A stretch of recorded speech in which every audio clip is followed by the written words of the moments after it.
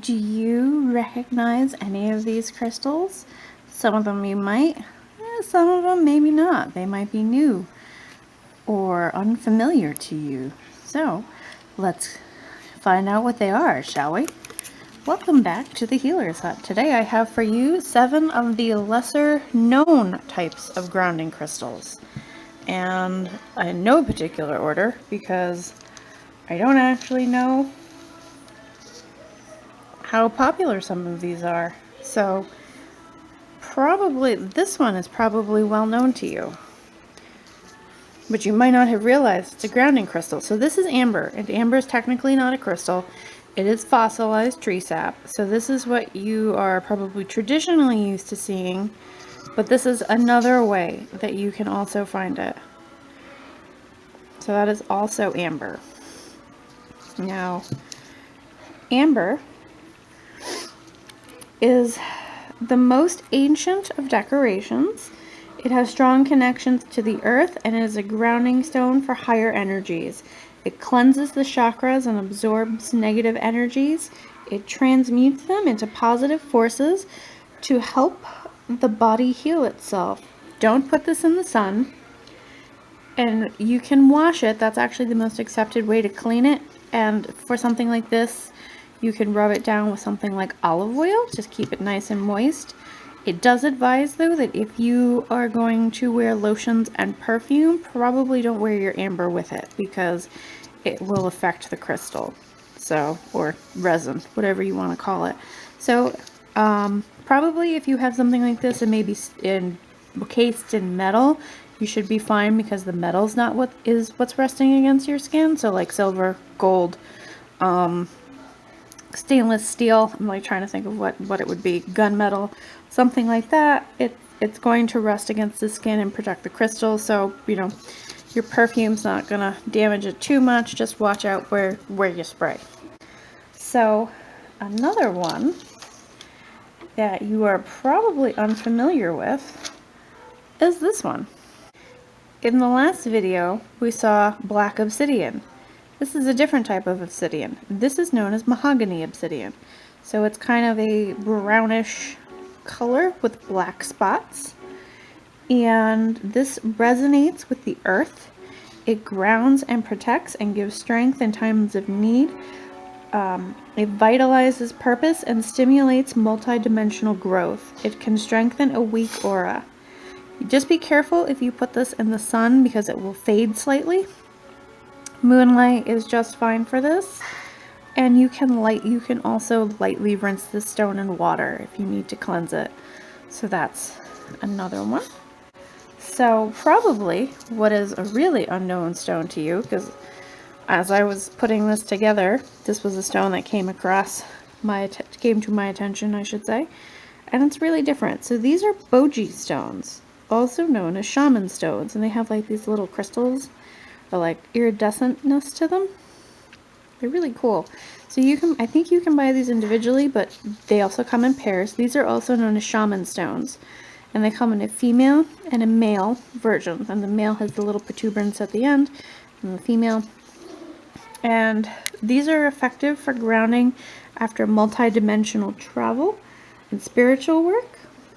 It returns you to earth, into your body, letting you focus into the present moment. So just be careful if you put these in water, they will discolor.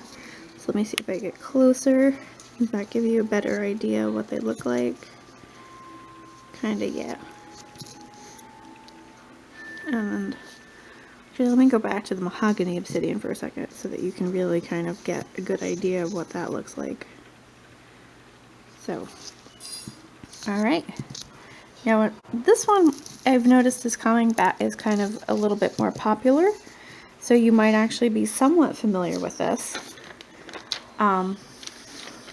You also might find this specific one dyed. So this is known as Dalmatian Jasper. I think I've seen this like dyed like turquoise or whatnot. But this is, or it's known as Dalmatian Stone. Dalmatian Jasper is another name. And it helps you to get out of your head into your body. It harmonizes emotions and helps you maintain composure. helps to avoid over-analysis. Minimize time in the water. Do not put in salt water and do not put in the sun. So, but this is a really fun stone. It's just very happy. It's a kind of a really upbeat one. Blue is the only color I've really seen this in. I think they like mix it with turquoise or make it look turquoise, but it is not. It is a naturally white, cream-ish colored stone. So, but it's just really fun, in all honesty. It is named after the Dalmatian dog. So, yeah, that's why it's called Dalmatian Jasper. In case you couldn't, tell. Now this one is one of the few pink grounding stones. This is known as Rhodonite. Traditionally, a lot of grounding stones are brown, black, red. Bloodstone, as mentioned in the previous video, is green and red, but that one balances the heart chakra energy, and the heart chakra is usually associated with green and pink. This is another heart chakra grounding crystal. Rhodonite is an emotional balancer. It nurtures love, encourages brotherhood of humanity, stimulates and heals the heart. It grounds energy, it balances the yin and yang, aids in achieving one's highest potential, promotes unselfish self-love and forgiveness, and it helps in taking back projections that blame a partner for what is really inside of oneself. So it's best to avoid putting this in water, but it can go in for a short wash if you need to rinse it. Dry thoroughly. Do not put this in salt water. Now, this is another one that I think you've seen before from another couple of other videos. This is Tourmalinated Quartz. So black tourmaline was on our last video, and this is quartz with tourmaline, with black tourmaline in it. And this strengthens the body's own energy field against external invasion, which are known as attachments or spiritual attachments. It has similar properties to black tourmaline, where it releases tension at any level and dissolves crystallized patterns that have adverse effects on life. It harmonizes opposing elements and polarities and turns negative thoughts into positive ones. So this is a handy little this is a nice handy little tool to have, or stone to have, I should say. Oh, it's a tool, crystal, however you choose to use your crystals. They are a type of tool. This one is not well known as a grounding crystal. This one is, some of these might pop up in other videos. This one most definitely will. But this is Shungite. So it's a carbon-based crystal.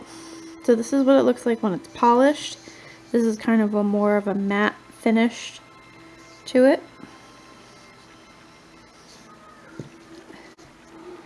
One thing I will make of note here, even though I said it in the previous video on the popular grounding crystals, if you have a penchant or a penchant for black crystals, make sure you label them or figure out a way to distinguish them from one another, because once you get a bunch of them and you accidentally mix them all together or whatnot, it's really hard to figure out what's what, because they do kind of they all look similar.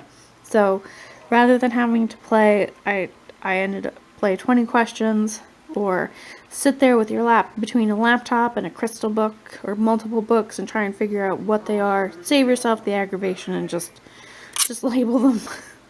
I say this from experience. I want to save you the time that it took me to sort out my crystals. Now, last but hardly least, is probably what is one of the really lesser known crystals. This is Argonite. And this is actually it's a really fun, kind of cool crystal. Like, it's a crystal cluster. So these are just really fun. Yeah, they're just really enjoyable, and they're just really kind of fun to look at and play with. This one and the Boji Stones will be a little bit more expensive. So these are kind of, because they are lesser known or maybe not in as big demand, or they're harder to get, they're a little bit pricier. So just bear that in mind. If it's something that you think will most definitely work for you, by all means make the investment because it's for you. It's to help you ground and center. So Argonite resonates with Mother Earth and is an excellent earth healer and grounding stone. It centers physical energy and calms oversensitivity.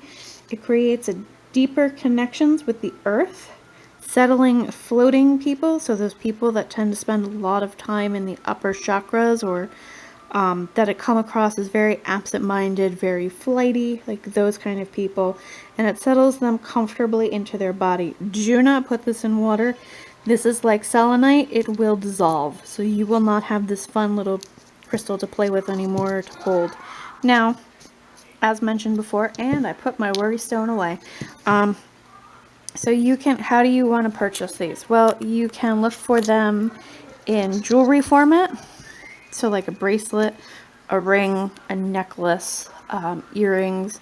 You can get something like this that you can carry in a pocket, or you can put in like a little mesh bag, a velvet bag, and just carry with you, you know, throughout your day. I have a worry stone in my pocket, not in my pocket. I have a worry stone that I carry in my purse with me, and I have one in the house because I actually thought I had lost my original one. Now these are palm stones. These aren't grounding stones. These are just examples. So you can get stuff like this to leave on your desk, by your computer, leave in your bedroom, wherever you think you're going to need them, and you can just sit and you can hold them. You can kind of rub them. You can, you know, do whatever you need to do with them. But generally with grounding crystals, you do want to kind of keep them on you, near you, in a room, because they work best when they are close to you, because you want to ground your energy, or help someone else ground. You can put these under pillows if you feel that you need to. Try it. If the person either has a hard time, don't put this one under your pillow. Don't put this one under your pillow. You will regret it immensely, because you'll have thoughts spinning like a hamster on a wheel. It's not fun. But the rest of these, I think you can, if you want to try. I mean, probably not this one, because you're going to have a Princess and the Pea effect, because this one probably not, but maybe some of the others. Or even ones from the other video on the 7 most popular popular grounding crystals. You could try that. You could maybe tuck them under the bed if you have a problem sleeping at night. It's a matter of trial and error to figure out what will work best for you, but generally the grounding crystals are something that you want to physically interact with, because that will help to settle you quicker. You can also meditate with these.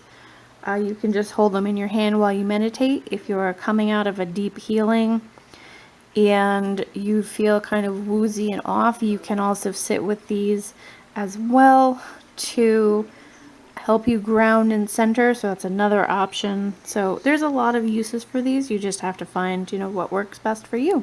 So until we meet again, my friends, I hope this information helps you. I hope that you enjoyed all of the shiny, pretty things.